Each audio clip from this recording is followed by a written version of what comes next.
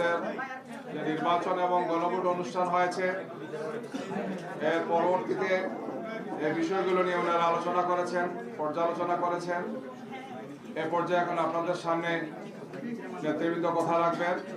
আজকের এই press briefing এ উপস্থিত আছেন বাংলাদেশ জামাত ইসলামীর আমিরে জামাত জনাব ডাক্তার শফিকুর রহমান, বাংলাদেশ খেলাফত মজলিসের আমির আল্লামা মামুনুল হক, এনসিপির আহ্বায়ক নাহিদ ইসলাম এবং অন্যান্য সব দলেরই শীর্ষ নেতৃবৃন্দ এখানে আছেন। বাংলাদেশ জামাত ইসলামীর সেক্রেটারি জেনারেল নায়েবে আমিরবৃন্দ সহ আমাদের সব কেন্দ্রীয় নেতৃবৃন্দ এখানে উপস্থিত আছেন, আপনারা সবাইকে দেখতে পাচ্ছি। এই পর্যায়ে বাংলাদেশ জামাত ইসলামীর আমির ডক্টর শফিকুর রহমান 11 দলের পক্ষ থেকে তিনি আপনাদের সামনে বক্তব্য রাখছেন। জনাব ডক্টর শফিকুর রহমান।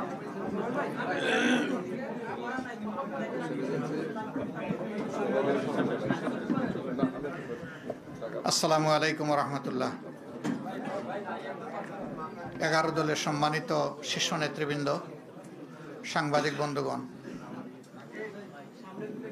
আমরা সবাই প্রিয় বাংলাদেশের নাগরিক। বহু প্রত্যাশিত দীর্ঘদিন নির্বাচনের অধিকার থেকে বঞ্চিত, ভোটের অধিকার থেকে বঞ্চিত জনগণ গতকাল স্বাচ্ছন্দ্যে স্বস্তির সাথে তারা ভোট দিতে চেয়েছিলেন।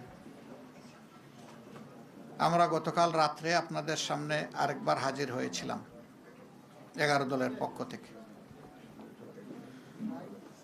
আপনারা গতকাল যারা ছিলেন তারা তার সাক্ষী। আমরা বলেছিলাম যে বাংলাদেশে আমরা সুস্থ ধারার রাজনীতির পক্ষে এবং আমরা চাচ্ছি ইতিবাচক ধারার রাজনীতি করব। আর আমরা এও বলেছিলাম যে আমাদের বেশ কিছু পর্যবেক্ষণ আছে, আপত্তির জায়গা আছে, সেটাও আগামীকাল আপনাদের সামনে আমরা তুলে ধরব।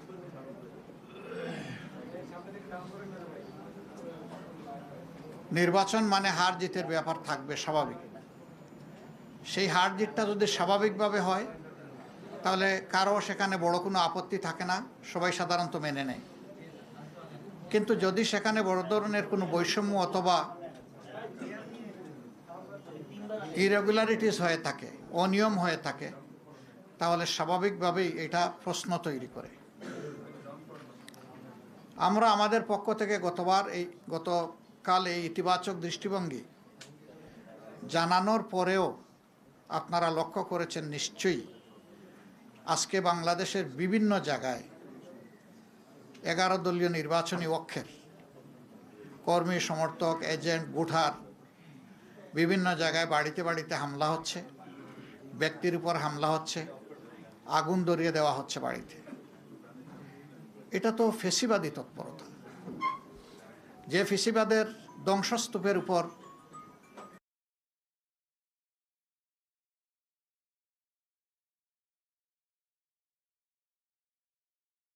জাতির জন্য খুবই দুর্ভাগ্যজনক এবং এর সম্পূর্ণ দায় তাদেরকে নিতে হবে যারা এই ধরনের অপকর্মে লিপ্ত হবেন। আমরা চাইলেও যদি তারা ইতিবাচক দ্বারা রাজনীতি না চান, তাহলে আমরা জোর করে ইতিবাচক রাজনীতি করতে পারবো না। নির্বাচনে যারা সংখ্যাগরিষ্ঠ আসন পেয়েছেন, যেভাবেই পেয়ে থাকুন, এ ব্যাপারে আমাদের যথেষ্ট অবজারভেশন, আপত্তি আছে। দায় মূলত তাদেরকেই নিতে হবে। দেশের শান্তি শৃঙ্খলা রক্ষা করা হবে যদি তারা সরকার গঠন করেন, এটা তাদের দায়িত্ব। কিন্তু এখন এইগুলা কিসের আলামত? এখন এইগুলা বন্ধ করতে হবে। এখনো যদি বন্ধ করা না হয়, আমরা বাধ্য হব যে কোনো সিদ্ধান্ত নিতে। এবং আমরা নিরীহ দেশবাসী যারা ভালোবেসে একটা পরিবর্তনের পক্ষে গণভোটে হা বলেছেন এবং আমাদেরকে ভোট দিয়েছেন, সহযোগিতা সমর্থন করেছেন, আমরা তাদেরকে বলতে চাই, আপনারা যেমন আমাদের সাথে ছিলেন, আগেও আমরা আপনাদের সাথে ছিলাম, আজকে থেকে আরও শক্তভাবে আমরা আপনাদের সাথে থাকব ইনশাআল্লাহ।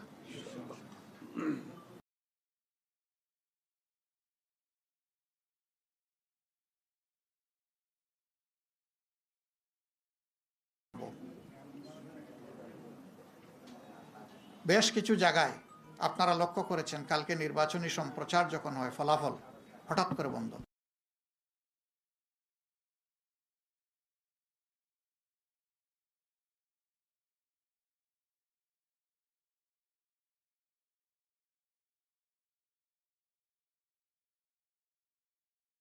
কষ্ট করে তাকে ছাড় দিয়ে নির্বাচিত ঘোষণা করা হয়েছে, যেটা অবাস্তব।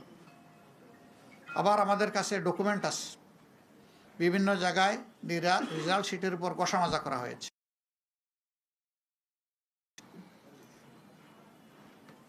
কিছু কিছু আসনে দ্বৈত নীতি অবলম্বন করা হয়েছে। নাসিরউদ্দিন পাটোয়ারির আসনের ব্যাপার আপনারা সবাই জানেন, এটা আমাকে বড় করে আর বলতে হবে না। সেখানে কি হয়েছে,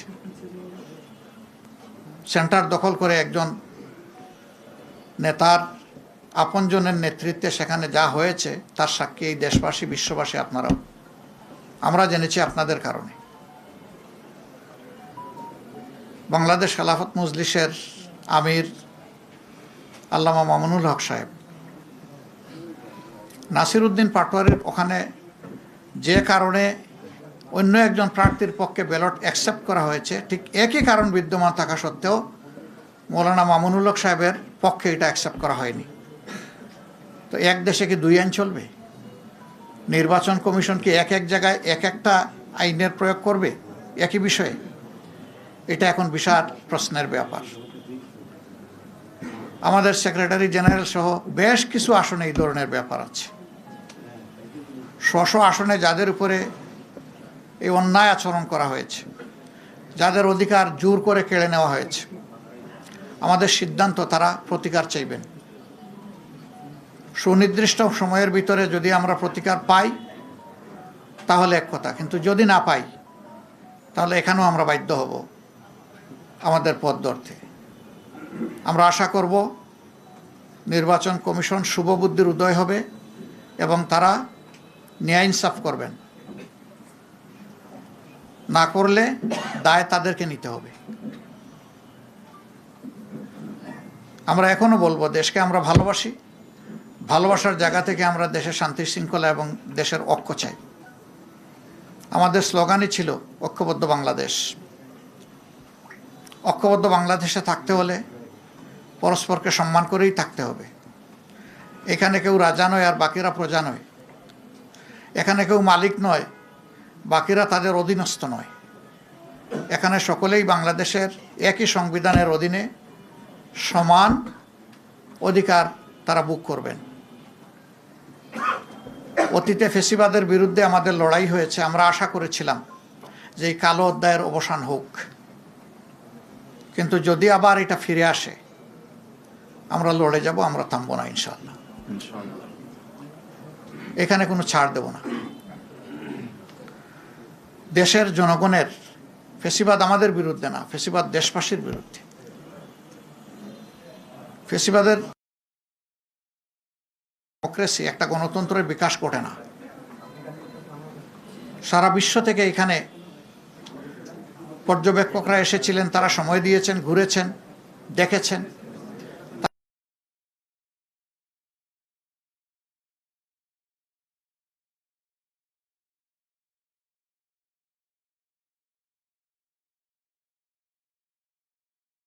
আপনারাই জানাবেন। সম্মানিত বন্ধুগণ, আমরা চাই দেশে পুরানো ধারার সেই কালো অধ্যায়ের রাজনীতি আর না হোক, নতুন ধারার সুস্থ রাজনীতি চালু হোক। এবং এখানে সবাইকে দায়িত্বশীল আচরণ করতে হবে। দায়িত্ব জ্ঞানহীন কোনো আচরণ জাতি দেখতেও চায় না, সহ্যও করবে না। আমাদের তরুণ সমাজ যারা বুকের রক্ত দিয়ে, জীবন দিয়ে আমাদের উপরে এই আমানত রেখেছে, আমরা কথা দিচ্ছি, আমরা নির্বাচনের আগে যা বলেছি তা বাস্তবায়ন না হওয়া পর্যন্ত আমাদের লড়াই অব্যাহত থাকবে। আমাদের নারী সমাজের অধিকার এবং তাদের নিরাপত্তা নির্বাচনের আগে বিঘ্নিত হয়েছে। আমরা তাদের অধিকার নিরাপত্তার পক্ষে লড়ে যাব, আমরা ছাড় দেব না। আমরা বাংলাদেশের প্রত্যেকটি নাগরিকের পক্ষে আছি। আমরা কোনো দলের পক্ষে নয়, গোষ্ঠীর পক্ষে নয়। আমাদের অবস্থান আপামর জনগণের পক্ষে। এই জায়গা থেকে চুল পরিমাণ সরার আমাদের কোনো সুযোগ নেই। দেশবাসী আমাদের ইন্টেনশন দেখেছেন। আমরা গতকালকেই বলেছিলাম, আমাদের ভদ্রতাকে, ইতিবাচক দৃষ্টিভঙ্গিকে কেউ যদি দুর্বলতা মনে করেন, তারা নিজের উপরে জুলুম করবেন। এটা আমাদের দুর্বলতা নয়, এটা ছিল আমাদের উদারতা। উদারতাকে দুর্বলতা মনে করলে বিপত্তি তাদের জন্যই ঘটবে যারা মনে করবে। আমরা বিনয়ের সাথে বলবো, এ সমস্ত অপকর্ম এখন বন্ধ করুন, এখন, রাইট না। আমরা আপনাদের সদিচ্ছা দেখতে চাই। নিশ্চয়ই আপনাদের নেতৃত্ব আছে, কমান্ড আছে, আমরা তার বাস্তবায়ন দেখতে চাই। আমরা এই সমস্ত ঘটনা যেগুলা ঘটেছে গতকাল থেকে আজ পর্যন্ত, সবগুলার আমরা তীব্র নিন্দা জানাই এবং আমরা এটার প্রতিকার চাই। আমরা প্রতিশোধের রাজনীতিতে বিশ্বাসী নই, কিন্তু প্রতিকার পাওয়ার এবং নেওয়ার আমাদের অধিকার আছে। আমরা আশা করব জাতির সেন্টিমেন্টের প্রতি সম্মান রেখে নির্বাচনে অনিয়ম, দুর্নীতি, মাসুল পাওয়ার, কালো টাকা যাই হয়েছে, এইটার প্রতিকার আমরা কিভাবে চাইব, নিয়মতান্ত্রিকভাবে আমাদেরকে চলতে দেন।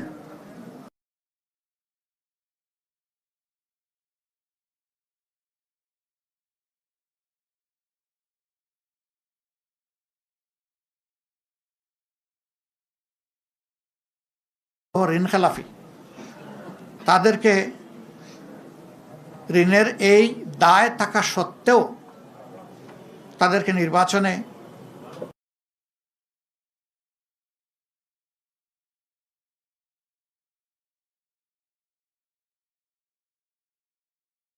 এর বিরুদ্ধে আমাদের প্রতিবাদ অব্যাহত থাকবে।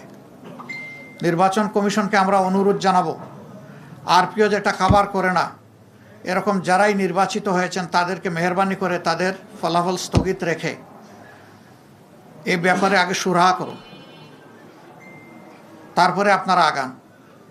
দ্রুত সুরাহা করলে দ্রুত গাইতে পারবেন, কোনো সমস্যা নাই, আমরা সহযোগিতা করব।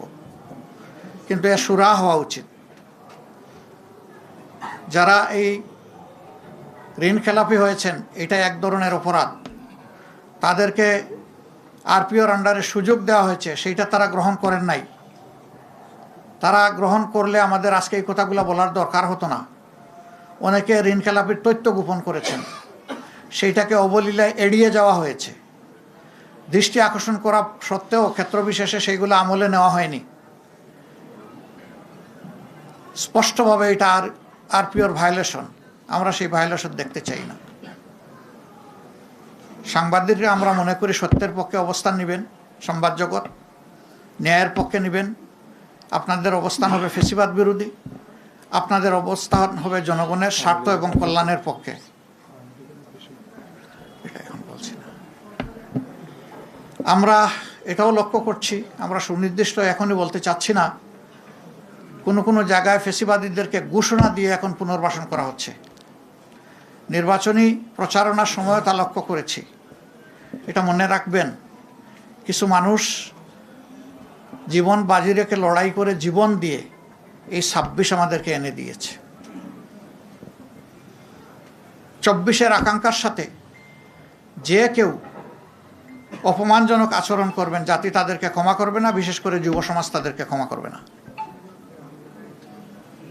আমরা অনুরোধ করব ২৪-এর আকাঙ্ক্ষাকে যেন ধারণ করা হয়। এরপরে গণভোটের ব্যাপারে আমাদের স্পষ্ট বক্তব্য। সংখ্যাগরিষ্ঠ ভোটার রায় দিয়েছে গণভোটের পক্ষে, অবশ্যই তা বাস্তবায়ন করতে হবে। এর কোনো ব্যতিক্রম আমরা দেখতে চাই না। পচা রাজনীতির পরিবর্তনের জন্যই ছিল এই গণভোট। নতুন দ্বারা সুস্থ রাজনীতির পক্ষেই গণভোট। গণভোটে হা বিজয়ী হয়েছে, এখন বাস্তবায়ন করা যারাই সরকার গঠন করবেন তাদের দায়িত্ব। তারা যদি বাস্তবায়নের উদ্যোগ নেন, আমরা সর্বাত্মক সহযোগিতা করব। কেউ যদি এড়িয়ে চলতে চান, আমরা এ বিষয়ে অবশ্যই আমাদের কণ্ঠ থেমে থাকবে না, আমরা আমাদের দায়িত্ব পালন করব। বন্ধুগণ, যে সমস্ত আসনে ভয়াবহ অনিয়ম হয়েছে, আমাদের পক্ষ থেকে নিয়মতান্ত্রিকভাবে আমরা তার প্রতিকার চাইব। কিন্তু হাস্যস্কর, এত কিছু করার পরেও একটা পক্ষ তারা সন্তুষ্ট হতে পারছেন না। ভোট কেড়ে নেওয়া, তারপরে রেজাল্টে বিভিন্ন ধরনের মেকানিজম প্রয়োগ করা, এখন আবার সেই সিটগুলোর বিরুদ্ধে অনেকে নূতন কসরত শুরু করেছেন। কি চাচ্ছেন আপনারা? জাতির সামনে পরিষ্কার করে বলে দেন। এই প্রক্রিয়া যদি বন্ধ না হয় তাহলে আমাদের কি করার থাকবে? যারা এই ধরনের কাজ করবেন দায় তাদেরকে নিতে হবে। আমরা আবারও বলবো, দেশকে ভালোবাসি, আমরা ইতিবাচক ধারার রাজনীতি চাই। আমাদেরকে ইতিবাচক ধারার রাজনীতি থেকে কেউ যেন বঞ্চিত না করেন, বঞ্চিত করলে দায় তাদের। আল্লাহ আমাদের সহায় হন। এখানে আমার সহকর্মীরা আছেন, নাহিদ ইসলাম আছেন, তিনি যদি কিছু সাপ্লিমেন্ট করতে চান আমি তাকে ওয়েলকাম করব। এরপরে আল্লামা মামুনুল হক সাহেব আছেন, তিনিও যদি কিছু সাপ্লিমেন্ট করতে চান তাহলে তাকে ওয়েলকাম করব। নাহিদ কিছু বলবো? বলো দিয়ে, তোমাকে যখন আমি ইনভাইট করেছি তুমি যা ভালো মনে করো তাই বলো। আসসালামু আলাইকুম প্রিয় সাংবাদিক ভাই বোনেরা এবং প্রিয় দেশবাসী। 11 দলের পক্ষ থেকে আমরা এই নির্বাচন নিয়ে আমাদের অবস্থান অলরেডি ব্যক্ত করেছেন 11 দলের অন্যতম দল, প্রধান দল জামাত ইসলামী সংগ্রামী আমির ডক্টর শফিকুর রহমান। আমাদের অবস্থান খুবই সুস্পষ্ট। এই নির্বাচনে সুস্পষ্টভাবে ফলাফলে কারচুপি হয়েছে। ভোট সুষ্ঠু একটা পর্যায় পর্যন্ত সুষ্ঠুভাবে হয়েছিল, আমরা সেটাকে স্বাগত জানিয়েছিলাম। কিন্তু ফলাফল যখন ঘোষণা করার সময় হয়েছে, ওই সময়টাতে স্পেসিফিক অনেকগুলো আসনকে টার্গেট করে, আপনারা দেখেছেন বাংলাদেশ খেলাফত মজলিসের আমির আল্লামা মামুনুল হক ঢাকা 13, সেই আসন, ঢাকা 8 আসন, বাংলাদেশ জামাত ইসলামের সেক্রেটারি জেনারেলের আসন, এরকম স্পেসিফিক কয়েকটা আসনকে টার্গেট করে সেটার ফলাফল পরিবর্তন করে দেওয়া হয়েছে। কেন্দ্রগুলোকে দখল করে, সেই কেন্দ্রে জোর করে, প্রশাসনকে ব্যবহার করে সেই ফলাফল পরিবর্তন করা হয়েছে। এখন যেই প্ল্যানের কথা আমরা শুনেছি, আমরা সেই প্ল্যানের একটা বাস্তবায়ন বা সেই প্ল্যানের একটা স্বরূপ কিন্তু এই নির্বাচনে আমরা দেখতে পাচ্ছি। এবং এই ধরনের ফলাফল কারচুপি করে যারা পুরনো আমলে আওয়ামী লীগ যেইভাবে নির্বাচন করেছে, সেই ধরনের প্রচেষ্টা আমরা যাদের ভিতর দেখতে পাচ্ছি, তারা কিভাবে রাষ্ট্র পরিচালনা করবে, কীরকম দেশ পরিচালনা করবে, সেটা নিয়ে জনগণের মধ্যে প্রশ্ন এসেছে। এবং নির্বাচনের পরদিনই যারা তাদের প্রতিদ্বন্দ্বীদের উপরে হামলা, সারা দেশে নির্বিচারে বাড়িঘরে হামলা, আগুন লাগানো, হুমকি এবং এলাকা ছাড়া করতেছে, তাদের কাছে এই দেশের জনগণ, এই দেশের মানুষ কিভাবে নিরাপদ থাকবে সেটা নিয়ে প্রশ্ন এসেছে। এবং সেটার জন্য আমরা 11 দল কিন্তু ঐক্যবদ্ধ হয়েছি। এবং ডক্টর শফিকুর রহমান বলেছেন স্পষ্টভাবে যে এটার জন্য রাজপথে নামার প্রয়োজন হলে আমরা সেটার প্রস্তুতি নিচ্ছি। কারণ এই দেশের মানুষকে, যারা 11 দলের পক্ষে নির্বাচনে কাজ করেছে, নেতাকর্মী সমর্থক, তাদেরকে হেফাজত করা, তাদেরকে রক্ষা করার দায়িত্ব আমাদের। আরেকটি কথা আমি বলতে চাই, আমরা জনগণকে অভিবাদন জানাই যে জনগণ এত প্রতিকূলতার মধ্যেও 11 দলের পক্ষে ভোট দিয়েছেন, 11 দলের পক্ষে বিজয়ী হয়েছেন। অনেকেই অনেক কারচুপি করে তাদের বিজয় আটকানো যায়নি। আপনারা দেখবেন যে গণভোটে কত পার্সেন্ট ভোট পড়েছে? 60% ভোট পড়েছে, 60+ ভোট পড়েছে। এই নির্বাচনে কিন্তু সুস্পষ্ট দুইটা পক্ষ ছিল, একটা সংস্কারের পক্ষ, পরিবর্তনের পক্ষ, যারা সংস্কার চায়, গণতন্ত্র চায়, চাঁদাবাজি বন্ধ করতে চায়, দুর্নীতি লুটপাটের বন্ধ করতে চায়, বিচার এবং সংস্কার চায়, আধিপত্য তো বিরোধিতা চায়। আরেকটি পক্ষ যারা পুরনো বন্দোবস্ত, পুরনো রাজনীতিকে প্রতিনিধিত্ব করেছে, যারা 72-এর সংবিধানকে চেয়েছে, যারা পুরনো যত ধরনের রাজনীতি আছে, যারা ঋণ খেলাপিদেরকে প্রশ্রয় দিয়েছে, যারা লুটপাট দুর্নীতি, সেই একই রাজনীতি করতে চায়। ফলে জনগণ ব্যাপকভাবে যেই 60%-এর বেশি, 60+ সংস্কারের পক্ষে তারা ভোট দিয়েছে, সেই একই জনগণ কিন্তু 11 দলের পক্ষেও ভোট দিয়েছে। কিন্তু শেষ মুহূর্তে এই 10%-এর মতো ভোট কিন্তু কারচুপি করা হয়েছে, ফলাফলে কারচুপি করা হয়েছে। নাহলে এই পুরো ভোটটাই 11 দলের পক্ষেই আসতো। শেষ মুহূর্তে 11 দলের অনেক গুরুত্বপূর্ণ নেতাকে এবং প্রার্থীকে হারিয়ে দিয়ে ক্ষমতা নিয়ে নেওয়ার চেষ্টা করেছে। এবং আমরা নির্বাচন কমিশনে সেটা সুস্পষ্টভাবে এই অভিযোগ জানানো হবে, প্রার্থীরা জানাবে যাদের, এবং নির্বাচন কমিশন সেখানে কি ভূমিকা পালন করতেছে, তাদের অবস্থান কি, এর উপর নির্ভর করবে আমাদের নির্বাচন নিয়ে চূড়ান্ত অবস্থান। ধন্যবাদ সবাইকে। জি